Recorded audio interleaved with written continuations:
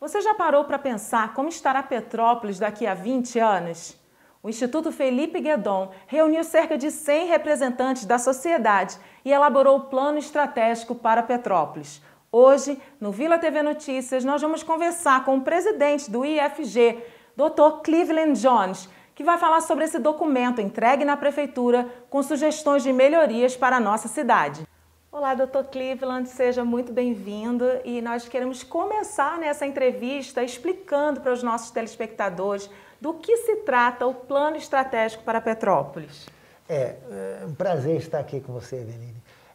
O Plano Estratégico traz um conceito que o nosso idealizador, Felipe Guedon, vinha batendo muito nessa tecla, que é que os municípios precisam ter na sua gestão um planejamento de longo prazo, que não se limite somente aos 4 anos de uma gestão de um prefeito ou os mandatos dos vereadores. São políticas de longo prazo e elas são abrangentes, elas têm que abranger vários aspectos da vida do município, desde meio ambiente, negócios, urbanismo, todos esses temas. E é isso que nós fizemos. E como que surgiu a ideia, né, de criar esse documento, esse planejamento para Petrópolis? Foi um trabalho longo. A base do trabalho é que ele é inclusivo. Na realidade, nós desenvolvemos o trabalho com participação de mais de 100 indivíduos da sociedade civil, profissionais, inclusive com pessoas da administração pública, e dividimos em 8 temas diferentes, né? Como eu mencionei, cultura, saúde, educação, meio ambiente, desenvolvimento econômico, questões sociais e tal. E para cada grupo de trabalho, nós tivemos inúmeras reuniões, pessoas desenvolvendo um texto que eventualmente reuniu propostas, inclusive com questões de prioridade e prazos. E aí nós apresentamos um trabalho que é um trabalho em evolução, porque um PEP não é uma fotografia, depois a gente vai evoluir, e à medida que as coisas mudam e a pandemia também mudou a situação, nós também vamos evoluindo. Então, é um trabalho que a gente apresentou em 2020, ao final do ano, mas que ele continua sendo desenvolvido agora. Nós temos reuniões planejadas dos grupos de trabalho para continuar desenvolvendo esses temas agora. Sim, a gente sabe que esse projeto, nesse documento, foi apresentado na Prefeitura, em uma reunião. Eu queria que o senhor falasse como é que foi a receptividade desse material, se de fato o poder público, né, se envolveu e está disposto a acatar algumas das sugestões apresentadas. O trabalho foi apresentado lá no auditório do Cefet, onde muita gente compareceu, foi entregue a todos os vereadores à época, os candidatos a prefeito, e realmente todos, pelo menos, demonstraram que isso realmente é algo importante para a gestão do município, e nós tivemos a oportunidade até de estar com gestores municipais que confidenciaram, olha, a vida deles é uma grande dificuldade justamente pela falta de planejamento e falta de poder planejar, até porque tem tantas premências também. Mas a importância de um planejamento, eu acho que é amplamente compreendida. A dificuldade é ter isso da forma que o IPG, o Instituto Felipe Guedon, imaginou, que seria um instituto que desenvolveria esses temas com uma certa independência da máquina pública, para que não tivesse muita influência direta e que aí poderia ser um guia para a gestão, para os gestores desenvolverem as diversas políticas do município.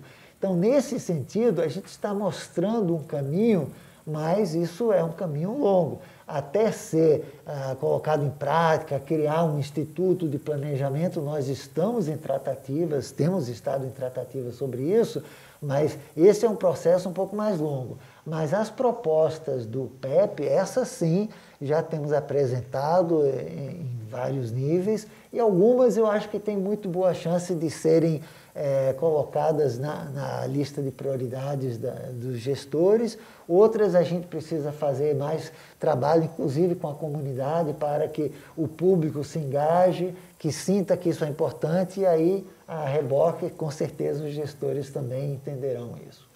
Como o senhor falou, né, foram apresentadas várias sugestões em 8 áreas, é isso? 8 temas. 8 temas, né? E como que a população pode ter acesso a esses temas, pode ficar por dentro dessas informações e também participar, né, desse engajamento aí em prol da nossa cidade? Isso é chave.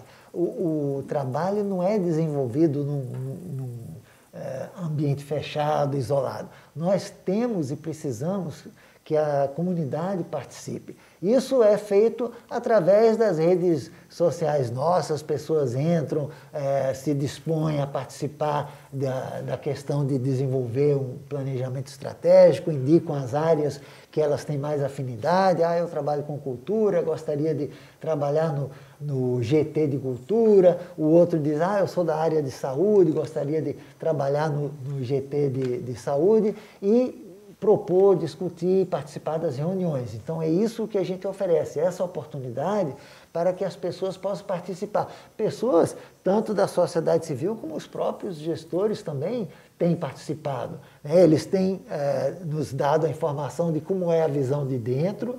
Nós temos uma visão de muitos participantes de fora, da sociedade civil, com demandas e tal, e de muitos profissionais que dizem, olha, essa é a experiência em nível global que tem dado certo em tais e tais cidades, vamos ver se podemos trazer esse exemplo positivo para cá. Inclusive, dentro do Brasil, nós temos muitas experiências positivas. Nós já tivemos, também foi em 2020, até porque o ano passado não conseguimos adiantar muita coisa com reuniões presenciais, mas trouxemos pessoal de outras cidades para falar sobre o Instituto de Planejamento que eles têm e como funciona. E nós estamos usando essas experiências para ver se podemos extrair algum caminho que poderia ser emplacado aqui em Petrópolis. Entre essas sugestões apresentadas, né, eu sei que são temas super interessantes, né, que vão trazer melhorias para toda a cidade. Muito amplos, muito amplos, né? Mas uma questão, né, que nos chama a atenção e que vem sendo sempre discutida na nossa cidade é a questão das margens dos rios. O senhor, né, como mestre, professor e doutor na área de geologia, queria que o senhor falasse um pouco quais são as ideias nesse sentido, né, e se é possível trazer melhorias, né, numa ação aí conjunta da população, com o poder público, de que forma a gente pode melhorar a qualidade das margens dos rios? Esse é um tema transversal, né, porque na realidade ele tem aspectos do meio ambiente, tem aspectos da urbanização da cidade, então traspassa esses temas. Mas pode sim melhorar muito, porque o que nós vemos são muitos problemas, né? Inclusive problemas estéticos, problemas de imagens ruindo, prejudicando até as vias por onde os carros passam, problemas até que vão ser caros resolver posteriormente. Alguns chegam ao ponto de exigir uma canalização dos rios, que fica horrível, porque já não dá mais para renaturalizar as margens. Então é importante que as pessoas tenham um conhecimento um pouquinho maior sobre esse tema.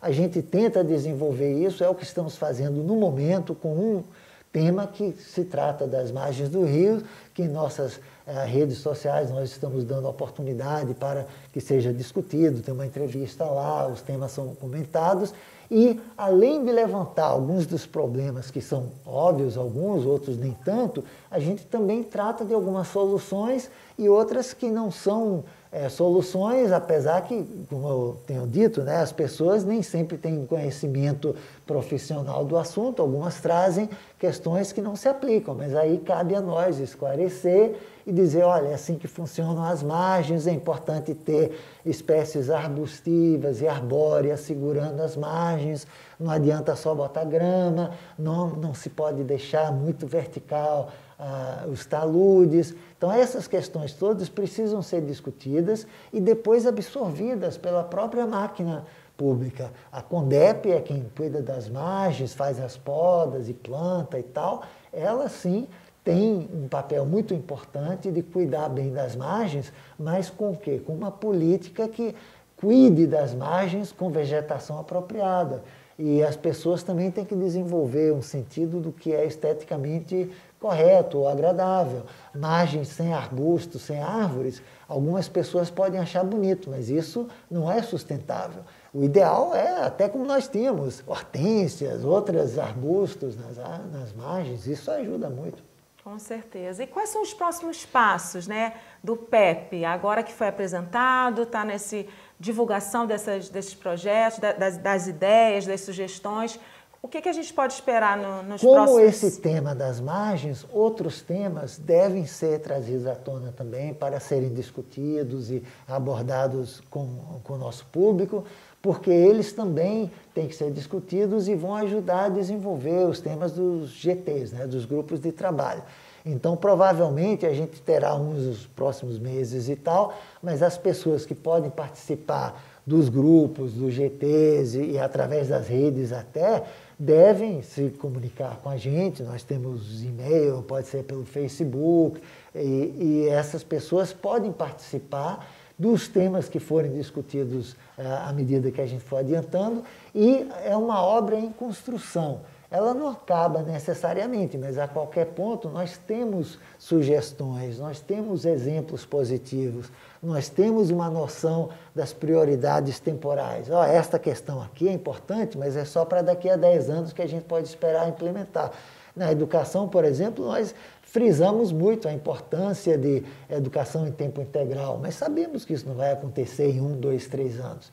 Então, essa política, por exemplo, tem que ter uma visão de bastante longo prazo, mas tem que ser trabalhada daqui até o final. Então, a gente fala que o PEP é para 20 anos. É uma visão de longo prazo. E essa ideia de longo prazo é uma coisa que não é muito fácil das pessoas assimilarem. Os profissionais que trabalham com planejamento conhecem empresas, eu conheço com quem eu tenho tratado, empresas japonesas que falam nosso planejamento estratégico de longo prazo é de 150 anos, como tem montadoras no Japão que têm essa visão. Aqui é impossível imaginar um planejamento de 4 anos, 10 anos, e a gente está insistindo em 20 porque precisa esse tipo de prazo para que algumas dessas propostas consigam se realizar realmente. Muito bom, muito obrigada. E você que quer saber um pouco mais sobre o PEP, pode acessar as redes sociais, a gente vai estar disponibilizando aqui. Você pode ficar por dentro e também participar, né, desse projeto para trazer melhorias para a nossa cidade. Muito obrigada, doutor. Até uma próxima. Obrigado.